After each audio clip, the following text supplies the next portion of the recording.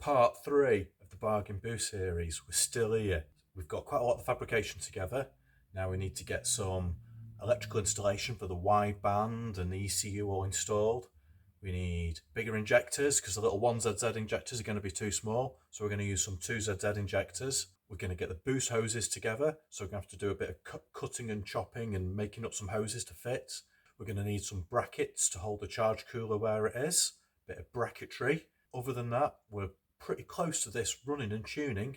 So maybe by the end of this part 3, we might be out doing a bit of road tuning. I'm still waiting on some plumbing and fittings for the charge cooler. So we can't get that finished off just yet, but we can take it for a drive without the charge cooler and see how it goes. Let's get on with part 3. The postman's bin. It's like Christmas. Every day it's like Christmas. We've got Amazon Prime hose clips. Not the cheapest Chinese ones in the world, but also not proper Jubilee clips. We've bought these JCS branded stainless clips made in England. Pretty decent they are. You can get a fair bit of tension around your shaft with one of them. We've got an elbow. We've got another elbow. We've got a Stony Racing Rover. Yeah, man. None of that VAG rubbish. We want a Rover. A smaller elbow. A straight joiner. And a nice link pipe. So we'll see what we can make out of this little pile.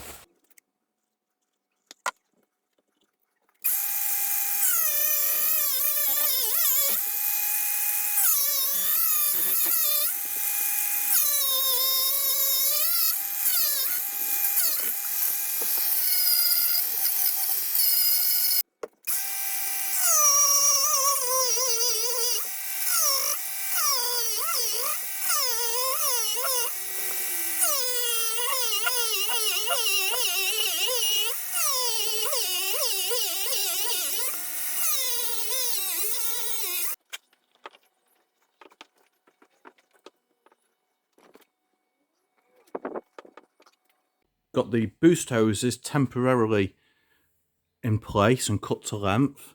So that gets us everything actually fitted. Now we need to make some sort of mount for that and some bottom mount for down here. Something probably, there's a nice bolt hole here waiting to be had.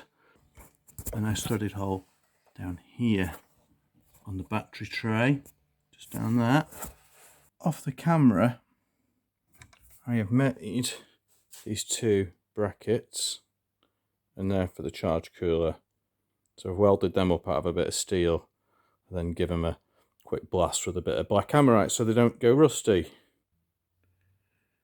We're all plumbed up boost hose wise.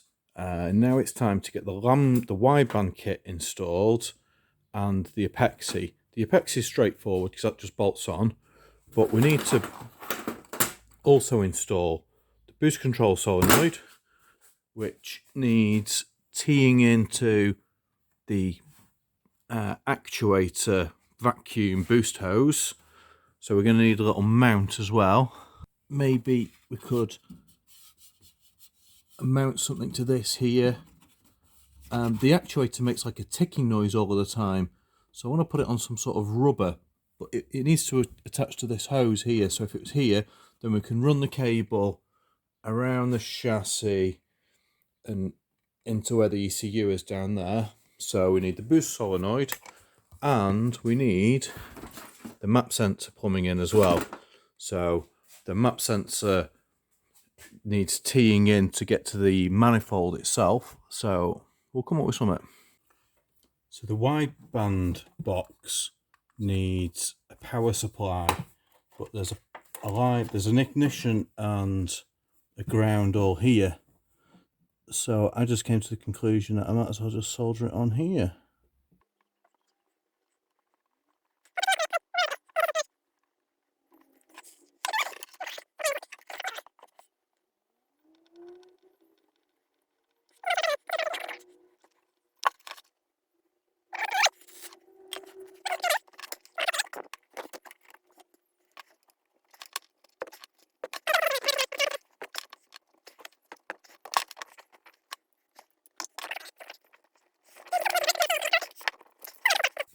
there isn't much wiring to do. It's pretty much a plug and play ECU solution. Look, all we have to do is that one, that one, that one, that one, and then those for the boost control solenoid. And then we need to come up with a way to make it fit the MR2 bracket, but we won't worry about that just yet. Right, let's plug the gauge in.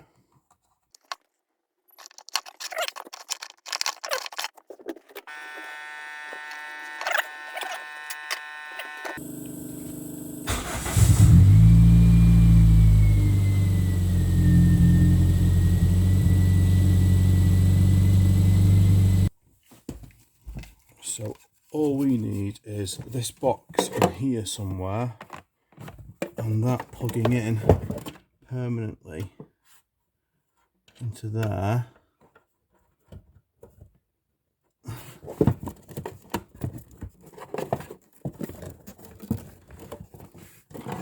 And then one of these analog inputs is supposed to be this grey wire from the wideband here.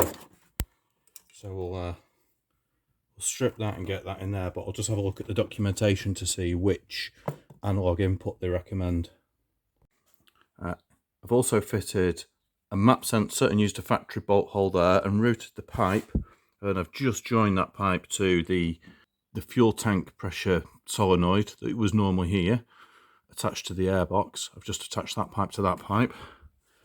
And the wideband sensor's connected in. And down here, I've got the boost control solenoid right down there. On a little bracket that I've made with like a rubberized thing, hopefully to make it a bit quieter. They're really noisy. They go tick, tick, tick, tick, tick, tick, tick, tick. They're a pain. So we've routed the cables, and then they all route neatly and go through the grommet down there. I've been having to think about the fueling setup. I'm going to switch to a set of these 2ZZ injectors, because firstly, a 2ZZ's factory 190 horsepower, so there must be at least 215 horsepower's worth of fuel in these injectors to go, because manufacturers always have a bit of headroom. And secondly, I am using the 2ZZ Apexi. So, where does it say? Here, version 2ZZ. Now, these injectors will be calibrated to suit the base map tables. So I think it's a good starting point. We might have to lean it out a little bit in places, but it should just run. But I'm no expert, but we'll try it.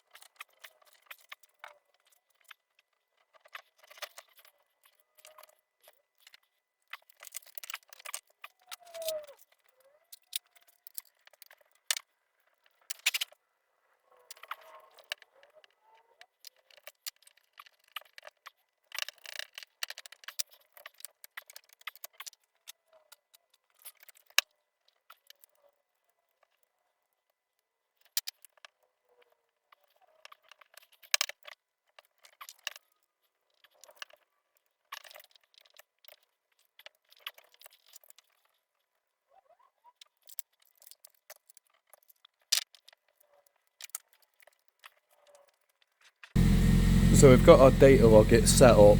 I can see the wideband in the corner, but I've also got it running a data log, so it shows us the fuel ratio in a certain box. We've got the map tracer on, so we can adjust the values of which cells we're sitting in at any one point. Now I think what we'll do, we're ticking over pretty reasonably. What's that? It's a little bit lean, isn't it? Anyway, I'm going to pull it out the garage because I'm going to die of CO2 poisoning, and this is the most boring video content in the world, but let's see what it does. So this is the process I keep going round in. What I do is I drive it and I data log it, and then we can see the lambda values that we're getting at different points in the table.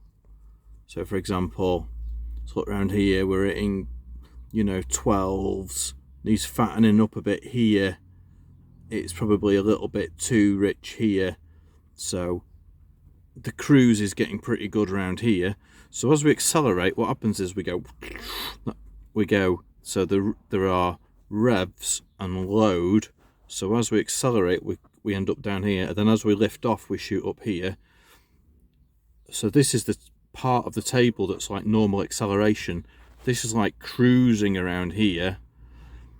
So we want a nice lean mixture here to get good fuel economy, you know, like about 14 and a half to 1. And then as we power up, we want to aim for a pretty fat mix. So really I want to see like 12 averages around here, 11 and a half, something like that. But as you can say, 13s, we're a bit lean here. So now what I do is I go over to the table, I fatten those areas up, and then we're going to take it for a drive, and we keep going around in that cycle until we get a log that shows fuel targets, air fuel ratios on the wideband lander that meet our requirements. 6.5 hours later.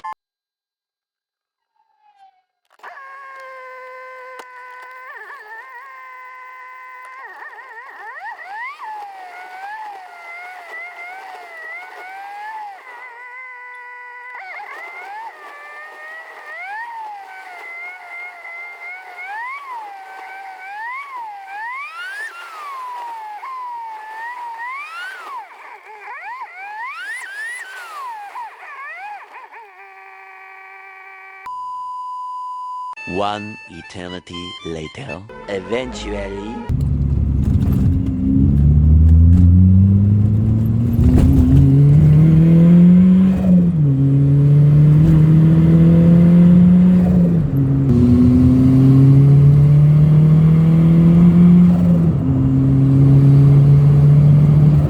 How do we go about tuning? Well, I'm certainly no expert, as I've only played a little bit, but we're using Apexi PFC, and I'm using this FC edit software, which has got a series of tables, like an ignition table, a VVT table, a base map, which is the amount of fuel that it requires to hit stosh all over the fuel table, so 14.7 to 1. And then we have this injection table, which allows us to set an air fuel ratio. That's my understanding anyway. And then there's some settings where it allows you to do, you know, idle control, boost control, what features that you want on, some interesting stuff for the mass airflow sensor calibration, which I've fudged about with some of these because obviously we're shoving an amount of air through that a 1ZZ mass airflow sensor is not really used to. But anyway, so what I do is I take the car for a drive and I set up logging with this FC monitor here, and I've picked these channels. This is handy, map reference, this one, because it actually logs which cell we're in at any one time, which makes the maps more, the logs more useful when we're looking at them afterwards. So anyway, we run a data log, we drive for a bit, and then we collect some data like this. So this is like a load and RPM. If we turn those on so we can see them here, general maps, map references, so we can see we've got RPMs over the top and we've got load down the side, which is the same here. So as we increase the RPM, so about there is 4,000 RPM, we can see the lambda values that we're getting from our wideband, because that's getting brought in through one of the auxiliary inputs, and you can see them in different value types, so like an average. So as you can see, as we drive the car, this is tick over here, so we tick over in these boxes, and then as we cruise, we tend to use this area here, And then as we put our foot down, we then come down here, and this is sort of maxing out, you know, 7,000 RPM up here at high load. So these are all of our highest load values at the moment, which, as you can see, we're a little bit lean because we want to be a bit stronger than that. We're aiming for low 12s, really, like that. 12, that's AFR, for if you haven't got a clue what you're looking at. So, but anyway, once we've done a bit of this data logging, we save the data log, which ends up like a great big text document like this with all of these values, so a time ticker, and then all of these values are recorded all of the time. And then we can import that log into a piece of software, which I use this called Mega Log Viewer. So we pull the log in here, and then we can do things to it. So we can analyze certain factors. So for example, this is a graph now showing us boost, RPM, and duty cycle of the boost control solenoid. And we've got a boost creep problem at the moment. So you see this line that's going up here. So that's our target boost about there, which is half a bar roughly from memory. Yeah, boost 5.6. It's in kilopascals, which is half a bar basically. But we can't actually keep the boost down at the moment, so we get to this stage and then it starts creeping up like that. 0.7 bar, 0.8 bar, 0.9 bar. We're hitting a bar of boost pretty much up there, which we're going to blow the girl up at that, aren't we, realistically?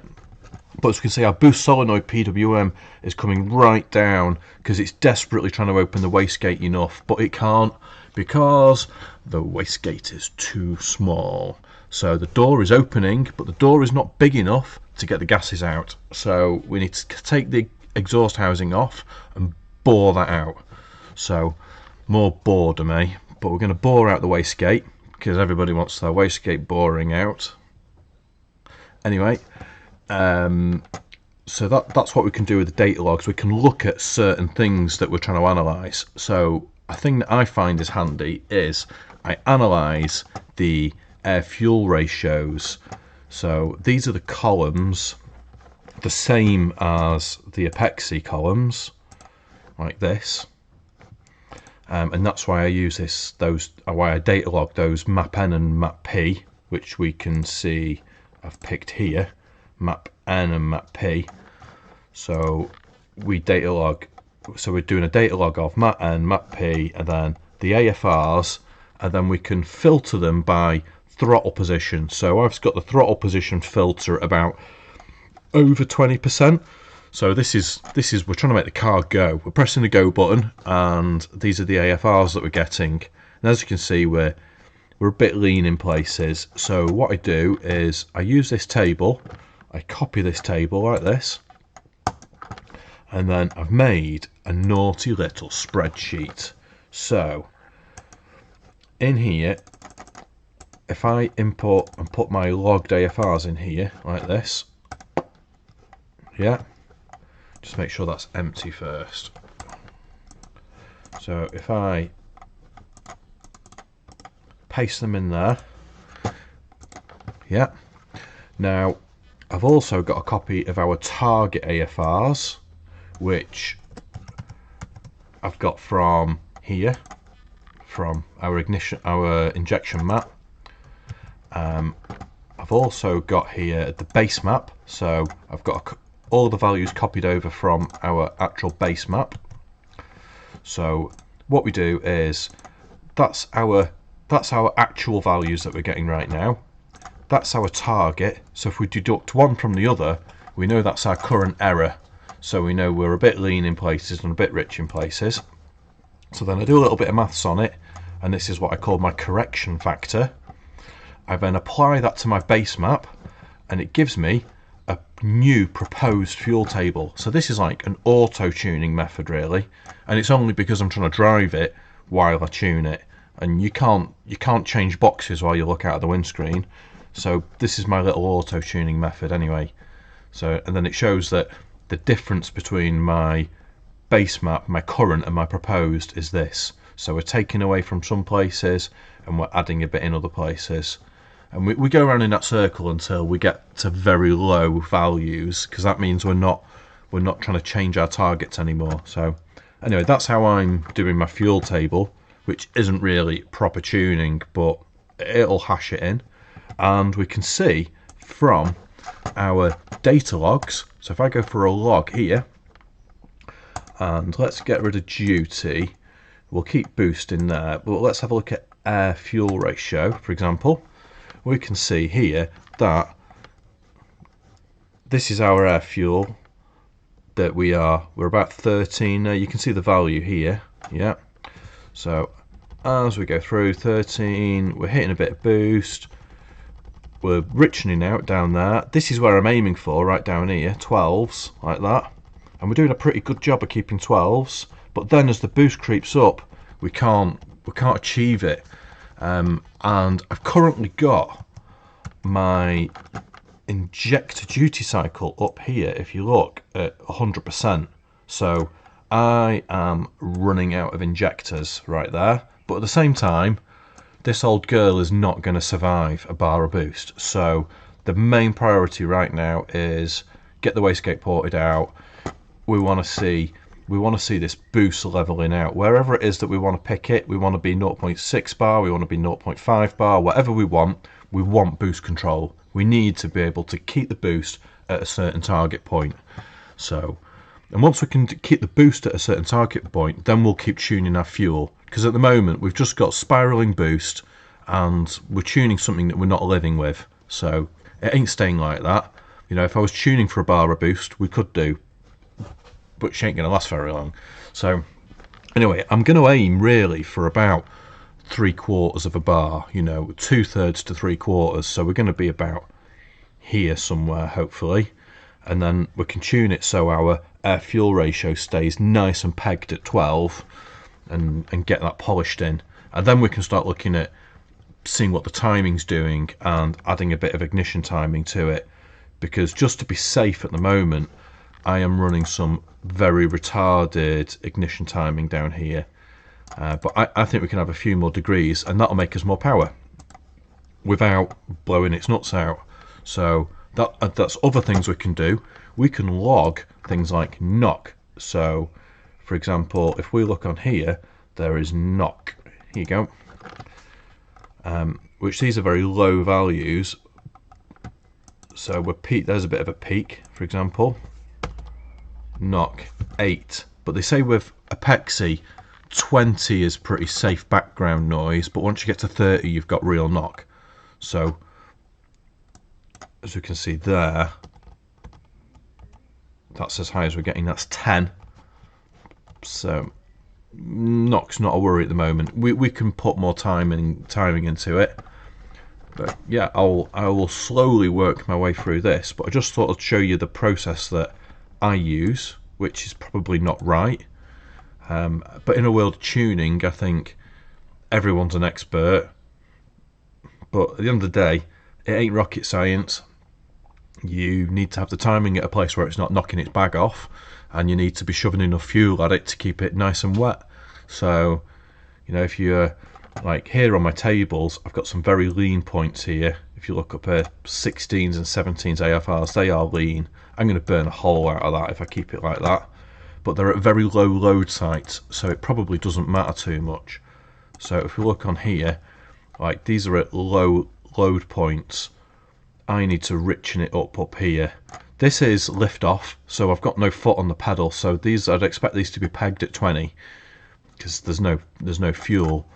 But say this needs richening up desperately around here.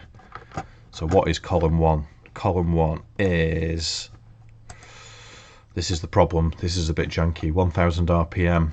So, you know, it's just over tick over. It's me, what, 1 to 2.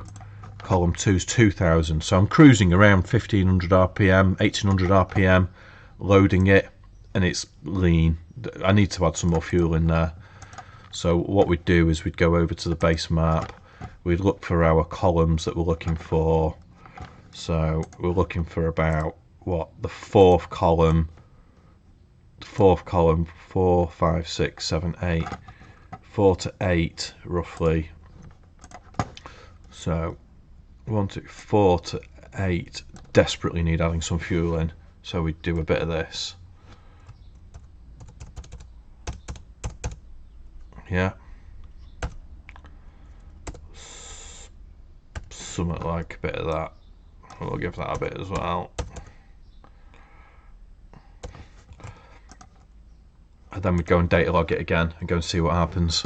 There's not really much more you can do in life, is there? You change the goal point a little bit, you give it a whirl, and you see what happens. So that is my approach to tuning. So take of it as you will, but I think Apexi Power FC is pretty good, really. It's plug and play. It's dirt cheap. As long as you've got a Datalogit box to plug in and you've got a wideband, you should be able to get a good tune on it. There's a lot of hate for it, but it's good within its remit, and it does boost control. Say I'm running a 2ZZ one, as you can see here, and I'm running that on a 1ZZ, but there's not really much difference in those engines. The cam type, the cam sync and the sensors are all fundamentally the same. So, but anyway, that's what I'm doing, and we'll see how it goes. We'll see if I blow it up. This is going to wrap up part 3 for the Bargain Boost series. We're doing pretty good. It runs all right. It sounds awesome. It's the greatest thing that I've hooned around in for years. But we have a couple little problems. We are over boosting. Well, we're making too much boost. We want really about half a bar, and we're averaging more like 0.7, but it's creeping right up to almost a bar in places.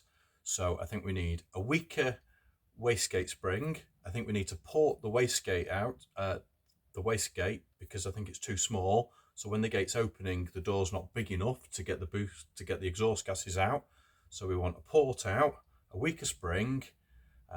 We need to finish off the charge cooling, because our intake air temperatures are almost nuclear at the moment. So I've got the charge cooler fitted, it's just not plumbed up. I'm waiting on a few fittings for that.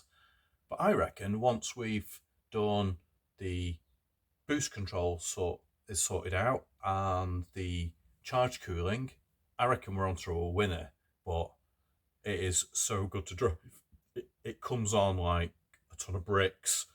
It spools up quick, and it sounds freaking awesome. So if you want to come with me, wait for part 4 and we'll see how we get on. But anyway, thanks for watching.